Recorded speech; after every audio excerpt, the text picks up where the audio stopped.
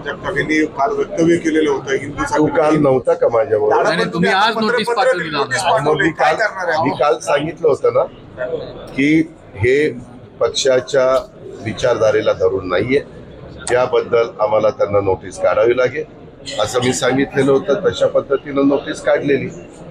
शेवटी तुम्ही एका राजकीय पक्षाचे सभासद असला, सदस्य असला, तर त्या पक्षाच्या विचारधारेपासून तुम्ही काही जरी बोलायला लागला तर कुठलाच पक्ष हे सहन करणार नाही. म्हणून नोटीस दिलेली आहे.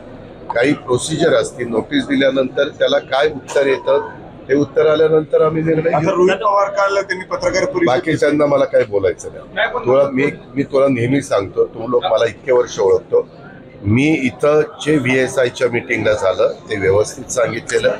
पुढं साधारण आम्ही कृषी विभाग काय करणार आहे ते सांगितलेलं आहे. राज्य सरकारची भूमिका त्या ठिकाणी सांगितलेली. परंतु तुम्हाला बऱ्याच जणांना ह्याच्यात इंटरेस्ट नसतो. हा असं म्हणला त्याच्याबद्दल तुमचं काय मत आहे? आणि त्याने तसं केलं त्याच्याबद्दल मला काही